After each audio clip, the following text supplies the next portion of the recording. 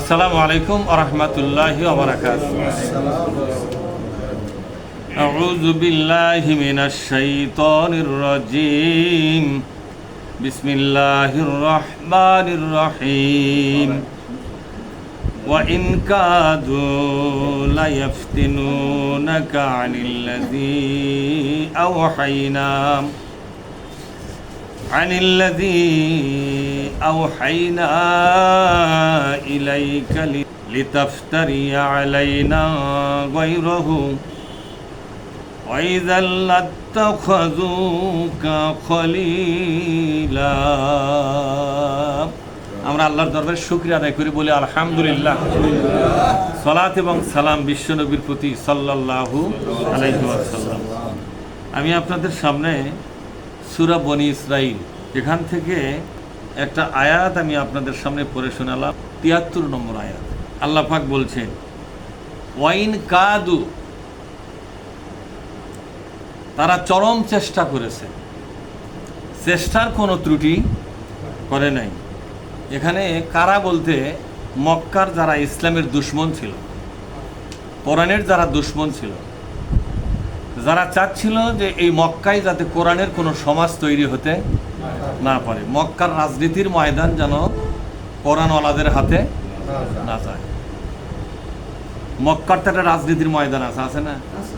সেটা হলো ক্ষমতার ময়দান বা রাজনীতির ময়দান। এই ময়দানটা তারা হাতছাড়া করতে চাচ্ছিল না।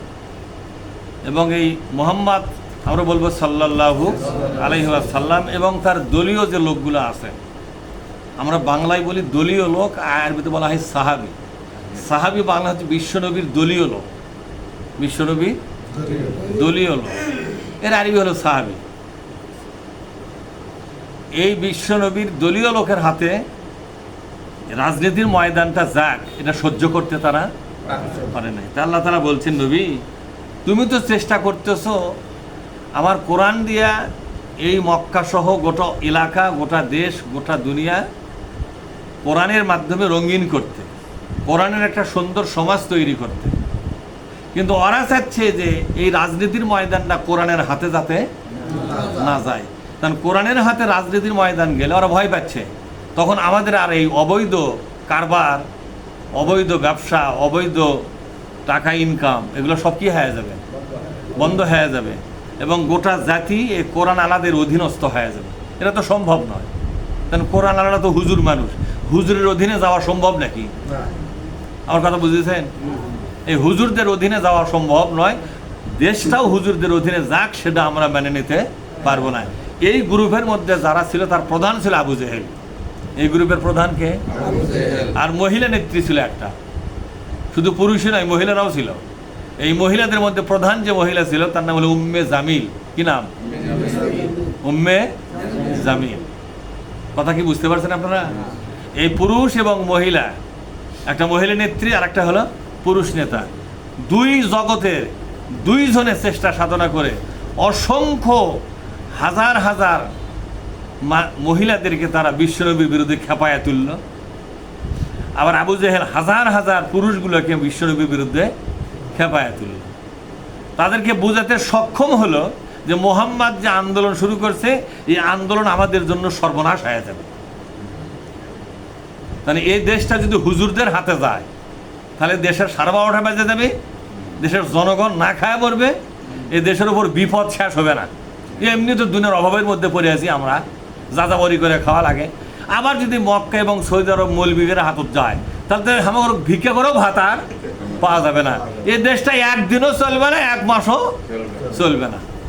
এইভাবে আবু জেহেল বুঝালো, উম্মে জামিল বুঝালো, মহিলারাও বুঝলো ঠিক মতে, পুরুষগুলো বুঝলো ঠিক মতো, যার কারণে বেশিরভাগ পুরুষ, বেশিরভাগ মহিলা বিশ্বনবীর বিপক্ষে চলে গেল। নাউজুবিল্লাহ বলেন। আর অল্প আনা কিছু লোক, অল্প কিছু লোক বিশ্বনবীর কোরআনের আলোচনা শুনে বুঝতে পারল যে এই দেশ এবং এই জাতি যদি কোরআনের অধীনস্থ হয়ে যায়, তাহলে জাতির ভাগ্য তো পরিবর্তন হবেই, বরং মরণের পরে গোটা জাতি জান্নাতে যাওয়ার যোগ্যতা অর্জন করবে। এই বুঝটা বুঝলো। তাদের সংখ্যা কত? মাত্র অল্প সংখ্যক মানুষ, মাত্র অল্প সংখ্যক মানুষ। বলেন তাকে দেখে কাম হয়? বিশ্বনবীকে হিজরত করা লাগলো কেন বলতে পারেন আপনারা? বিশ্বনবী 13টা বছর এই মক্কা সৌদি আরবের বিভিন্ন অঞ্চলে তিনি রাত দিন, সকাল বিকাল, সন্ধ্যা দুপুর সব সময় প্রোগ্রাম করে বেড়াচ্ছে, মিটিং করে বেড়াচ্ছে। প্রত্যেকটা মিটিংয়ে যদি একটা করে লোক তৈরি হতো তাহলে হাজার হাজার মানুষ বিশ্বনবীর দলে আসতো এবং দলীয় কর্মী হয়ে যেত। কথা ঠিক না? এই হাজার হাজার মানুষ যদি বিশ্বনবীর দলে আসতো তাহলে আবু জেহেলের কাম বাচ্চে বিশ্বনবী ভয় দেখা? তার তো হিজরত করার আগে না মক্কাতেই তো ইসলাম কায়েম হয়ে যায়। কথা ঠিক না? কিন্তু তা তো আসলো না। বিশ্বনবীর বিপক্ষে এত বেশি বক্তা, এবং সৌদি আরবে যত আগেকার ধর্ম অনুযায়ী যারা আলেম ওলামা ছিল, বুঝলেন, বেমাক আলেম ওলামা বিশ্বনবীর বিপক্ষে চলে গেল। তারা ফতোয়া দেওয়া শুরু করলো, না না না, মুহাম্মদ যেটা তোমাদের বলতেছে ওটা ইসলামের নামে উল্টা ব্যাখ্যা দিচ্ছে, ওটা ইসলাম নয়, ওই ভুল ব্যাখ্যা দিচ্ছে, তোমাকে জাহান্নামে নিয়ে যাবে। নাউজুবিল্লাহ বলে। যারা যারা মুহাম্মদক মানবে তারা পরকালে জাহান্নামে যাওয়া রেডি হও। আকীদা খারাপ। মুহাম্মাদের কি খারাপ? আকীদা খারাপ। ওই ইসলামের নামে ভুল ব্যাখ্যা দেয়। যে কোরআনের কথা বলতেছে কোরআনই ওর কাছে আসেনি, ওই মিসাই বানে বানে ওগুলো করছে। নাউজুবিল্লাহ পাঠ করে। সৌদি আরবে যত আগেকার অনুযায়ী, মানে কোরআন অনুযায়ী নয়, আগেকার অনুযায়ী ধর্ম নেতা থাকে না, আলেম ওলামা ধর্মগুরু যারা, তারাও লেগে গেল মুহাম্মদ সাল্লাল্লাহু আলাইহি ওয়াসাল্লামের বিরুদ্ধে।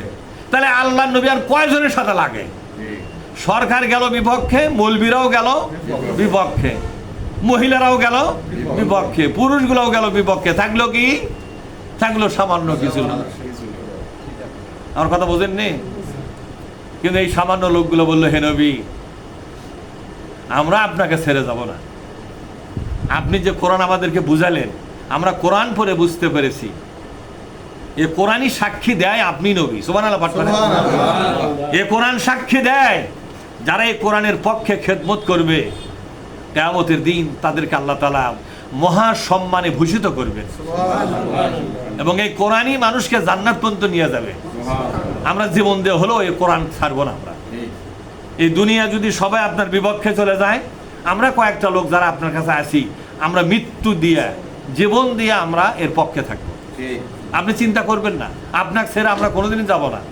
আপনি যদি বিপদে পড়ে আক্রান্ত হন, আপনার জীবন দেওয়ার আগে আমাদের জীবন যাবে। আমরা আপনার জীবনের সামনে ঢাল হয়ে দাঁড়াবো। আমাদের লাশের উপর দিয়ে আপনাকে আঘাত করা লাগবে ওদেরকে। আমরা আপনার দলে আসছি না আসছি, এ কোরআন কায়েম হোক আর না হোক, জীবন দিয়ে হলেও এ কোরআনের আন্দোলন করেই যাবো আমরা। তাতে কয়টা লোক এলো কয়টা লোক গেল ওটা দেখবোই না কোনোদিন। যারা আসলো না তারা ভাগ্য, তাদের নষ্ট, যারা আসবে তাদের ভাগ্যবান। এটাই আমাদের বিশ্বাস। আপনাদের বিশ্বাস কোনটা? না না, আপনাদের এখানে বলছি, আমি বলছি আপনাদের বিশ্বাস কোনটা? যদি বাংলাদেশে কেউ না থাকে, আমি আসি, এই যে বললো আমি আসি, আপনি বলতে পারেন আমি আসি। আমরা করছেন কেন? আমরা তো সবাই মিলে নিজে নিজে কোন, এই যে ইমাম সাহেব আছেন, আর কে আছে দেখি? আমরা কোরআনের জন্য কেউ না থাকলে আমরা থাকবো। কিন্তু এই দুনিয়া একদিন ধ্বংস হবে, এই বাড়ি ঘর একদিন ধ্বংস হবে, কিন্তু কোরআন আমাকে ধ্বংস হতে দেবে না।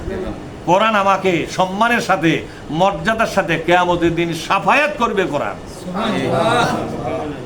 কোরআন কি করবে? হাদিস শরীফের মধ্যে আছে, তোমরা কি জানো এই কোরআন মানুষকে শাফায়াত করে? আমরা তো শাফায়াতের জন্য কত পীর ধরে বসে আছি। আরে পীর শাফায়াত আপনার করবে পরকালে, আপনি সে গ্যারান্টি পাচ্ছেন? আর কোরআন যে শাফায়াত করবে, কোরআনের কোনো অপরাধ আছে যাতে শাফায়াত করে পারবে না? কোরআনের শাফায়াতের গ্যারান্টি 100%। কথা ঠিক না? এ কোরআন কি জাহান্নামে যাবে? তা কোরআন কি জন্য শাফায়াত করে পারবে না? আপনি যাক শাফায়াতকারী মনে করে বসে আছেন, যে পীর শাবক, যে মুরব্বী, যে আলেম, যে হাফেজকে। আমার অনেক লোক বলে কি, মানান হুজুরের মানে জুব্বা ধরছি না ধরছি, কিয়ামতের দিন আর ছাড়বো না। আমি বলছি কিয়ামতের দিনে জুব্বা থাকবে, তুই কি ধরবো? কথা ঠিক না?